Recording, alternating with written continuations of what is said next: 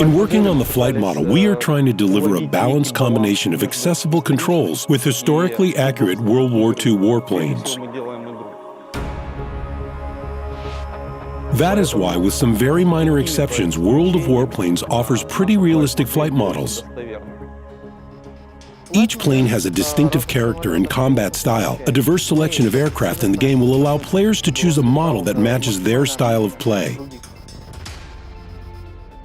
Our goal is to provide players with extensive gameplay and at the same time make World of Warplanes reasonably accessible and enjoyable for players of all skill levels. The more you play World of Warplanes, the more expertise you get, and the more depth, tactical choices, and game options you learn and uncover along the way. In World of Warplanes, you can do a barrel roll, take your aircraft in a vertical loop, perform an Immelmann turn, and other tricky maneuvers. Being good at stunt flying will, obviously, help you to gain an advantage in combat. Historical note: a dead loop, often referred to as Nezdorov's loop, is an aerobatic maneuver that consists of a closed curve in a vertical plane. On September 9, 1913, a famous Russian military pilot, Pyotr Nestorov, became the first to perform the deadly maneuver. His Nieuport 4 monoplane, powered by a 70-horsepower Gnome rotary engine, made the loop and safely landed in Kiev.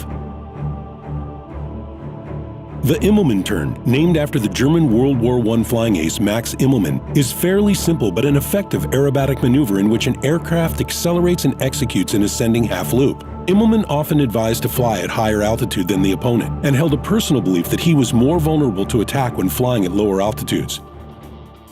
The World of Warplanes flight model is built with consideration of most flight parameters, even seemingly insignificant ones, like weight and resistance strength of bomb loads and underwing weapons.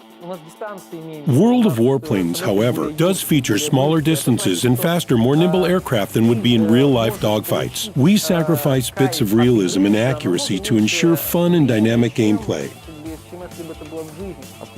The core principle is that players should fight their enemies, not their aircraft.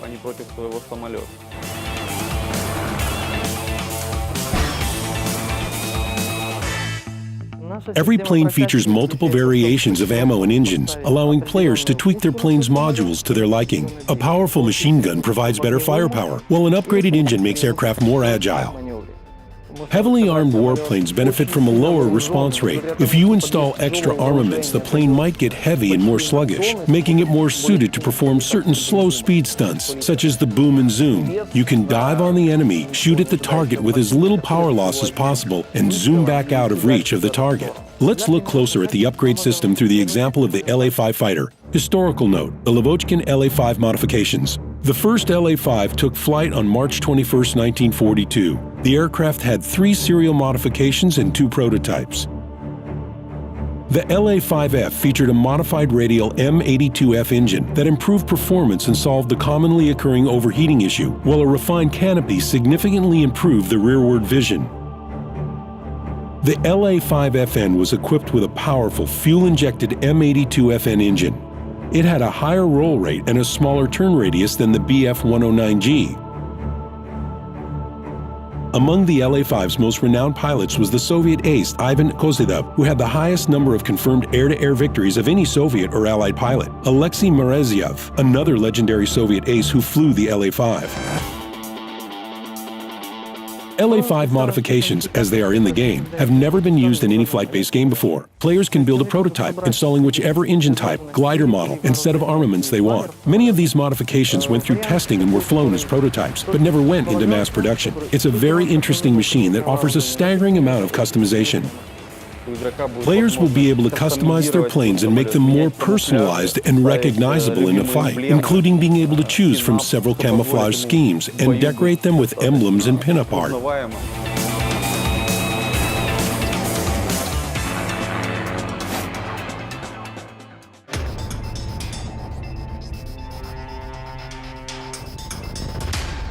The damage system provides a certain degree of realism and illustrates the vulnerability of aircraft in the game.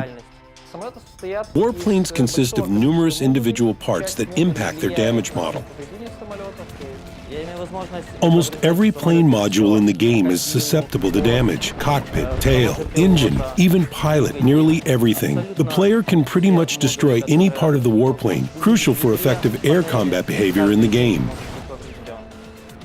Bullet-ridden wings will lose climbing power, but will not necessarily fall out of the sky, instead only being able to travel at slow speeds. Pierced petrol tanks have the chance of catching on fire and could possibly cause a plane to explode if the fire isn't put out quickly. Historical note.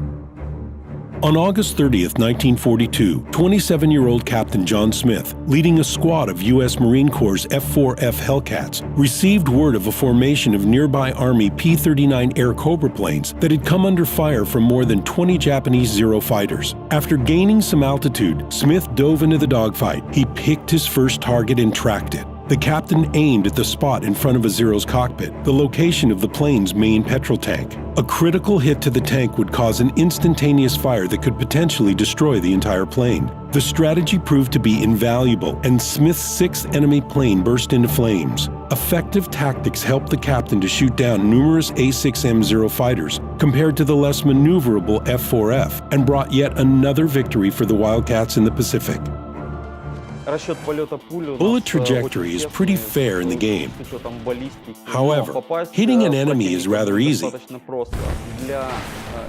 To assist those used to playing arcade games, we introduced a bullet guiding system that helps players aim better and hit their target.